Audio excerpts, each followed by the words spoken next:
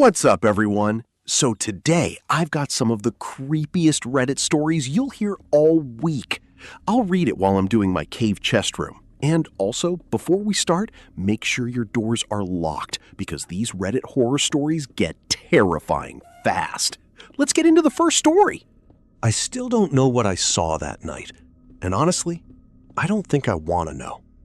This happened about 3 months ago. And ever since then, I've slept with my curtains completely shut. I don't care if it's 100 degrees outside or if I wake up sweating. Those curtains stay closed. So here's what happened. It was a Friday night, and I had stayed up way too late watching random videos on my phone. You know how it starts with one video and suddenly it's 2:30 in the morning? Yeah, that's exactly what happened. Eventually, I put my phone down and went to sleep. At least, I think I slept. The next thing I remember is waking up suddenly. Not because of a sound, not because of a dream. I just opened my eyes. Immediately, something felt wrong. Have you ever had that feeling where your brain notices something before you do? Like every instinct in your body is screaming that something isn't right? That's exactly how it felt. My room was completely dark, except for a little bit of moonlight coming through the window. I checked my phone. 2:47 a.m. For some reason, my heart was already racing. I looked around the room. Everything seemed normal. My desk was where it always was. My chair was where I left it. Nothing looked out of place. But I still couldn't shake the feeling that somebody was watching me.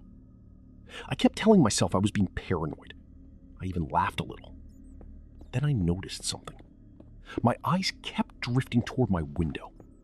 Not because I wanted to look, because I felt like I needed to. The weird thing is, my room is on the second floor. Outside that window, there's nothing. No balcony, no tree, no roof. Just empty air. So there should never be any reason for someone to be outside my window. Ever. I slowly turned my head. The second I looked at the glass, my entire body froze. There was a face staring at me. I wish I was joking. I wish I could tell you it was a reflection or a trick of the light. It wasn't. There was a face pressed against the outside of my window. A human face. At least I think it was human. The skin looked pale, almost gray. Its eyes were huge. Not wide with fear.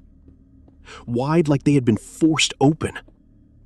And it was staring directly at me. Not blinking, not moving, just watching. The second our eyes met, I felt this rush of panic hit me so hard I almost threw up. My brain was trying to process how this was even possible.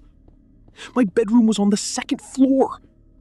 How was somebody standing outside my window? I wanted to scream. I wanted to run. But I couldn't move. For a few seconds, we just stared at each other. Then it smiled. I swear that was the worst part. The smile didn't look normal. It looked wrong. Like somebody had seen pictures of people smiling. And here's the second story. I moved into a small apartment about 8 months ago. The building was old, but it was cheap, and that's all I really cared about. Nothing seemed strange at first. The neighbors were quiet, the area was safe, everything felt normal. For the first month, I had absolutely no problems. Then, one night, I woke up around 3 in the morning. I wasn't sure why. Maybe I heard something, maybe I just randomly woke up. Either way, I opened my eyes and immediately felt uncomfortable. You know that feeling when your brain starts warning you that something is wrong before you've even noticed anything? That's exactly what this felt like. I sat up in bed and listened. Nothing. Complete silence. Eventually, I got up to go to the bathroom. My bedroom door opened into a long hallway. As soon as I stepped out, I looked down the hallway and froze. There was a man standing at the other end. Not walking, not moving, just standing there, staring at me. Okay, hold on. If I walked out of my room at 3 a.m. and saw a random guy standing in my hallway, I think my heart would actually stop working. I don't care how tough you think you are. Nobody is prepared for that. The writer says he couldn't move. His entire body locked up. For several seconds, they just stared at each other. The hallway was dark, so he couldn't make out many details. All he knew was that the figure was tall, very tall, and completely motionless.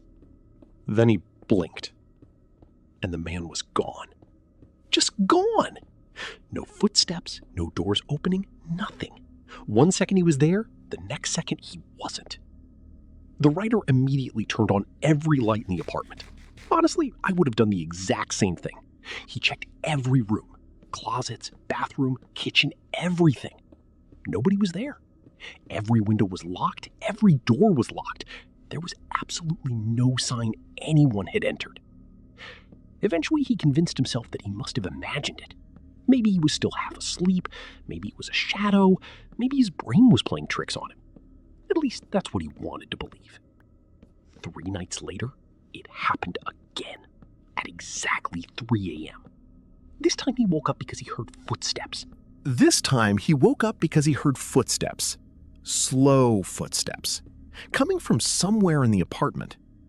His eyes immediately opened. The footsteps continued. Step, step, step, getting closer. The writer says he felt his stomach drop instantly because deep down, he already knew something wasn't right. The footsteps stopped directly outside his bedroom door. Then came 3 knocks. Slow, calm. Knock, knock, knock. No way. Absolutely not. At that point, I'm already calling the police, my family, my neighbors, and maybe an exorcist just to be safe. The writer grabbed his phone and called his older brother. His hands were shaking so badly he almost dropped it. His brother answered and immediately knew something was wrong. The writer whispered what was happening. His brother told him to stay in the room and call the police. Then, something happened that made the situation 10 times worse. The bedroom doorknob started moving. Guys, the doorknob started moving! Imagine sitting in a dark bedroom at 3 a.m. while somebody slowly tries your door. That is terrifying! The writer watched as the handle turned slightly, then stopped, then turned again, like whoever was outside was checking whether it was locked. For almost 20 seconds, the handle kept moving back and forth. Then suddenly, it stopped. The apartment became silent again. A few moments later, footsteps started moving away. The writer didn't sleep for the rest of the night. I don't blame him. There's absolutely no way I could sleep after that. Morning finally arrived. He searched the apartment again. Nothing. No signs of anyone. No broken locks, no open windows, nothing. A week passed. Everything seemed normal. Then one afternoon, one of his neighbors stopped him in the hallway. The neighbor looked nervous. He asked a strange question. "Have you seen the tall man yet?" The writer laughed. He thought it was a joke. The neighbor didn't laugh. Not even a little. The writer asked what he meant. The neighbor pointed toward the end of the hallway. Then he said something that made the writer feel sick. The man who stands there at night. Okay, I'm already uncomfortable. The neighbor explained that multiple people in the building had reported seeing a tall figure standing inside their apartments. Always around 3 a.m. Always silent.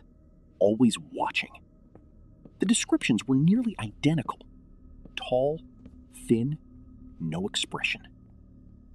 The writer still didn't believe him. Until the neighbor pulled out his phone. He opened a photo. And there he was.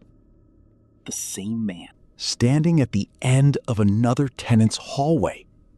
Watching. The writer says the second he saw the picture, his blood turned cold. Because it was exactly what he had seen. Same height, same posture, same terrifying stillness. Then the neighbor told him something even worse. Every person who reported seeing the figure claimed he appeared closer each time. First at the end of the hallway, then outside a bedroom, then inside the bedroom itself. Nope, nope, nope. I don't like that at all. That is genuinely horrifying. The writer went home feeling completely sick. That night, he locked everything. Every door, every window, everything. He left lights on throughout the apartment. Around 3 a.m., he woke up again. His room was silent. No footsteps. No knocking. Nothing. For a moment, he thought maybe it was over. Then he rolled over in bed and saw someone standing beside him. Guys, I actually got chills reading this part. The figure was standing less than 3 feet from the bed, completely still, watching him. The writer says he could make out the face this time. Pale skin, dark eyes, no expression, just staring. He screamed and reached for the lamp. The light switched on instantly. The room was empty. Nobody was there. No footsteps, no sounds, nothing. The very next morning, he packed everything he owned. He broke his lease, lost money, didn't care. And honestly, I don't blame him. Because if I ever woke up and saw somebody standing next to my bed at 3 a.m., that apartment can keep my furniture, my security deposit, and probably half my belongings. I'm leaving immediately. So here goes the third story. About a year ago, I moved into a house by myself. It wasn't anything special, but it was nice. Quiet neighborhood, friendly neighbors, and no history of anything strange happening there. A few weeks after moving in, I installed a doorbell camera. I mainly wanted it for security. I figured it would help me keep an eye on packages and see who came to the door when I wasn't home. For the first month, everything was completely normal. Then one night, at exactly 2:34 a.m., my phone buzzed. Motion detected at front door. I was half asleep and assumed it was probably a cat or maybe a raccoon wandering around outside. Still, I opened the app just to check. The porch was empty. Nobody there. I shrugged it off and went back to sleep. The next night, my phone buzzed again. 2:34 a.m. Same notification. Same porch. Completely empty. Okay, that's already weird. Once is whatever. Twice is suspicious. But the story gets so much worse. The alerts kept happening every single night. Always 2:34 a.m. Always motion detected. Always nobody there. Eventually, the writer got curious and decided to check the recorded footage instead of the live feed. Big mistake. Huge mistake. The video started with an empty porch. Nothing unusual. Then suddenly, a man appeared. Not walked into frame. Not came from the sidewalk. Appeared. Guys, if I saw that, I would immediately uninstall the app and pretend none of this was happening. 1 second, the porch was empty. The next second, there was a man standing there, completely still, facing the front door. And here's the fourth story. About 2 years ago, I rented a small house by myself after getting a new job. The place wasn't huge, but it was affordable and close to work. It had 2 bedrooms, a small backyard, and an attic that I never used. Everything seemed normal when I moved in. The first few weeks were great. I settled into a routine. I'd go to work, come home, make dinner, watch some TV, and go to bed. Nothing unusual happened. Then I started noticing small things. At first, I ignored them. A kitchen cabinet I was sure I had closed would be slightly open when I got home. A light would be on that I didn't remember turning on. A chair would be pushed out from the table. Nothing major, nothing that screamed danger, just little things that were easy to explain away. I figured I was tired. Work had been stressful. maybe I was forgetting stuff. Honestly, that's probably what most people would think. A few weeks later, I noticed food disappearing. Not a lot, just enough to make me question myself. A few slices of bread, a soda, some leftovers. I actually laughed about it at first. I thought maybe I was eating late at night and forgetting. It sounds ridiculous now, but at the time it felt more reasonable than the alternative. Then, one Saturday morning, something happened that made me genuinely uncomfortable. I woke up and walked into the kitchen. One of the cabinet doors was open. Inside the cabinet was a cereal box. The cereal box had been moved. Not just slightly, it had been turned around so the front was facing outward. Okay, maybe that doesn't sound creepy, but I live alone. Nobody else had access to the house. Nobody should have been touching anything. I remember standing there staring at that cereal box thinking, did I do that? The problem was I knew I hadn't. The feeling stuck with me all day. A few days later, I came home from work and found muddy footprints on the kitchen floor. Guys, the second I read that part, I got chills. Because now we're not talking about misplaced objects anymore. We're talking about evidence, actual evidence. The writer says the footprints started near the hallway and ended near the pantry. Then they disappeared. No footprints leading outside, no footprints near a window, just footprints that seemed to appear and disappear inside the house. At that point, I would already be calling somebody. A friend, a neighbor, the police, anybody. The writer cleaned them up and convinced himself there had to be some explanation. But he started locking his bedroom door at night. Something in his gut told him that something wasn't right. About a week later, he woke up around 2 a.m. because he heard a noise, a loud thump, coming from above him. The attic. Now look, old houses make noises all the time. I've heard pipes creak, I've heard wood settle, but a loud thump directly above your bed at 2 a.m.? That's a different story. The writer sat up and listened. A few seconds passed. Then he heard it again. Thump. Then something that sounded like footsteps. Slow footsteps moving across the attic floor. I actually hate this. Imagine lying in bed knowing somebody might be walking around directly above you. The writer grabbed a flashlight and slowly climbed the attic ladder. He says his heart was pounding the entire time. The attic was dark, dusty, completely silent. Nobody was there. At least that's what it looked like.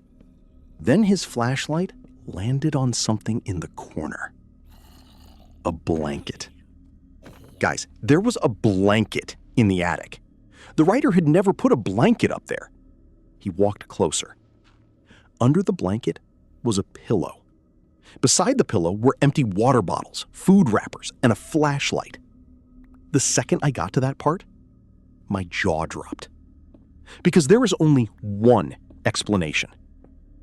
Somebody had been living up there. Somebody had been sleeping in that attic. The writer immediately ran downstairs and called the police. Officers arrived within minutes. They searched the attic. At first, they thought whoever had been there was gone. Then one officer noticed something strange. The insulation near the back wall had been moved. Behind it was a small, hidden space. A space just big enough for someone to crawl into. The officers looked inside. Nobody. But they found clothes, food, batteries, personal belongings. Somebody had been living there for weeks, maybe months. I don't know about you, but I already wouldn't be sleeping for the next 10 years. The officers searched the rest of the house. That's when they discovered something even worse. The attic access hatch opened directly above the hallway, meaning whoever was hiding up there could come down whenever they wanted, while the writer was asleep, while he was at work, anytime. Guys, imagine finding out somebody could have been walking around your house every single night without knowing. That's horrifying. The police eventually reviewed nearby security cameras from neighboring houses. One camera caught something disturbing. Around 3 a.m. on multiple nights, a person could be seen entering the house through an unlocked basement window. The same person, night after night. The writer watched the footage and immediately felt sick because he recognized the person. It was a man he'd seen several times walking through the neighborhood, someone he'd nodded at while taking out the trash, someone who had smiled at him a few weeks earlier. The man was arrested a few days later. During questioning, police learned he had secretly lived in multiple houses over the years. He would enter when people were away and hide in attics, crawl spaces, or basements. Then he would come out at night to eat food, use bathrooms, and move around the house. Guys, absolutely not. I don't care if somebody offered me free rent. The second I found out another person had been secretly living above my bedroom, I'm moving immediately. The writer ended up leaving the house less than a week later. He says the worst part wasn't finding the hidden sleeping area. It wasn't the missing food. It wasn't even the footprints. The worst part was realizing that for months, every time he thought he was home alone, he wasn't. And honestly, that last sentence is probably scarier than any ghost story I've ever heard. And here's the fifth story. This happened when I was 19 years old. At the time, I worked a part-time job at a clothing store in a shopping center about 20 minutes from my house. Most nights I finished around 9 p.m., and my mom usually picked me up. One night, she called and said she'd be late because of traffic. She told me to wait inside the shopping center until she arrived. No problem. The mall was still open, and there were plenty of people around. After my shift ended, I grabbed a drink and sat near one of the entrances, scrolling through my phone. Everything felt normal. About 10 minutes later, I noticed a man sitting across from me. I didn't think much of it. People sit down all the time. But every time I looked up, he seemed to be staring at me. At first, I convinced myself I was imagining it. Maybe he was looking past me. Maybe I was overthinking. But after another few minutes, it became obvious. He was watching me. Guys, that's already enough to make me uncomfortable. If a stranger keeps staring at me for 10 straight minutes, I'm immediately moving somewhere else. The writer says she got up and walked to a different seating area near another entrance. A few minutes later, she looked up. The man was there too, sitting across from her again, just watching. That is not normal. At that point, she texted her mom asking how far away she was. Her mom replied that she'd be another 15 minutes. 15 minutes suddenly felt like forever. The writer decided to go into a nearby store and wait there instead. As she entered the store, she glanced behind her. The man stood up and followed her inside. Guys, the second I got to this part, my stomach dropped, because now there's no pretending it's a coincidence. He wasn't just looking around, he was following her. The writer says she started walking through different aisles to make sure. Every time she changed direction, the man changed direction too. Every single time. At that point, she was terrified. She called her mom and quietly explained what was happening. Her mom immediately told her to find security. The writer started walking toward the front of the store. The man followed. She walked faster. He walked faster. She stopped. He stopped. I am not kidding when I say this would be one of the most terrifying moments of my life. The writer finally spotted a security guard near the entrance and quickly walked over. The second she reached the guard, she turned around. The man was gone. Just disappeared into the crowd. The security guard took the situation seriously and stayed with her while she waited for her mom. Eventually, her mom arrived. They both felt relieved and drove home. The story should have ended there, but it didn't. Not even close. The next evening, the writer was at home watching TV when somebody knocked on the front door. Her dad answered. Nobody was there. Just a small piece of paper on the porch. The writer says her dad picked it up and immediately looked confused. Written on the paper were 4 words. I found your house. Guys, what? No, absolutely not. How does somebody go from following you at the mall to finding your actual house? That is terrifying. The family immediately called the police. Officers came out and took a report, but there wasn't much they could do. No fingerprints, no security footage, nothing. For the next few days, the family stayed alert. Every door stayed locked, every window stayed locked, nobody went anywhere alone. Then one night, around 11 p.m., the writer's phone buzzed. Unknown number, 1 text message. It read, "You shouldn't have talked to security." I actually got chills reading that, because that means he had been watching the entire time. He knew exactly what happened. The writer immediately showed her parents. Police were called again. The number couldn't be traced. At this point, the entire family was terrified. A few nights later, things reached a breaking point. The writer was upstairs getting ready for bed when she looked out her bedroom window. There was a man standing across the street, watching the house. She says she instantly recognized him. It was the same man from the shopping center. He wasn't hiding. He wasn't trying to stay out of sight. He was just standing there, watching. The writer screamed for her parents. Her dad ran outside. The man took off running. Police searched the area but couldn't find him. Thankfully, that was the last time anyone saw him. Months later, investigators discovered the man had a history of stalking women in nearby cities. Several incidents matched the writer's experience almost exactly. To this day, she believes that if she hadn't gone to that security guard in the store, things could have ended very differently. And honestly, I think she's right. Because sometimes the scariest stories aren't about ghosts or monsters. They're about real people. And real people can be far more dangerous.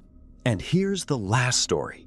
This happened when I was 21 years old and in college. One Friday afternoon, I was heading home after classes. My phone battery was almost dead, so I ordered an Uber before leaving campus. The app showed the driver was about 5 minutes away. I walked outside and waited near the pickup area. Everything seemed normal. Students were everywhere, cars were constantly pulling up and leaving. Nothing felt dangerous. A few minutes later, a black sedan pulled up beside me. The driver rolled down his window. "Jessica?" he asked. The writer says her heart immediately relaxed because that was her name. She walked toward the car. Guys, this is exactly why this story is scary. Everything seemed normal. The car looked normal, the driver looked normal. Nothing seemed suspicious. The driver smiled. "Hop in. Traffic's terrible today." The writer reached for the back door. Then something stopped her. A weird feeling. You know those moments when your brain notices something before you do? That's what happened. She looked at the license plate. It didn't match the app. Guys, the license plate didn't match. Instantly, she stepped back. The driver noticed. His smile disappeared. Okay, that right there would make my stomach drop. The writer asked, "What's my destination?" If you're ever using a rideshare service, that's actually a smart question. A real driver should know. The man froze for just a second. But it was enough. Then he said, "Downtown." Guys, absolutely not. The app showed her destination 20 minutes outside downtown. This wasn't her driver. This was some random guy. The writer backed away from the vehicle.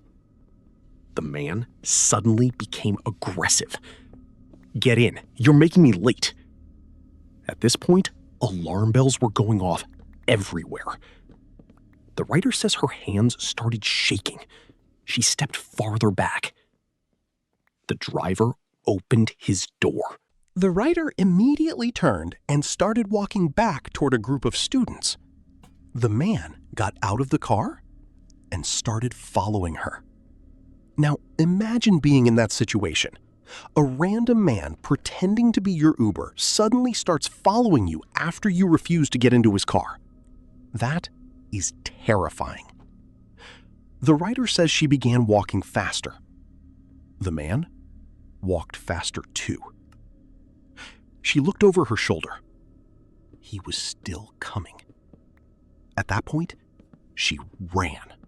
She sprinted directly into a crowded campus building. The man stopped outside, watching. Just standing there, watching. The writer says she immediately found campus security and explained everything. Security officers went outside within minutes. The black sedan was gone. Just gone. A few minutes later, her actual Uber arrived. Different car, different driver, different license plate. Everything matched perfectly. The writer thought the situation was over, but it wasn't. A week later, campus police sent out a safety alert. Several female students had reported a man driving a black sedan who claimed to be their rideshare driver. Guys, several students. Not one, not two, several. That means this wasn't random. This guy had apparently been driving around pickup locations looking for people waiting alone. The writer says she felt sick reading the alert because she realized how close she came to getting into that car. And honestly, the scariest part is how easily it could have happened. If she hadn't checked the license plate, if she hadn't trusted her instincts, if she had gotten into the car without thinking, this story could have ended very differently. So if you're ever using Uber, Lyft, or any rideshare service, always check the license plate. Always verify the driver's name, and never ignore that feeling when something seems off. Because sometimes your instincts notice danger before you do. And in this story, that instinct may have saved someone's life.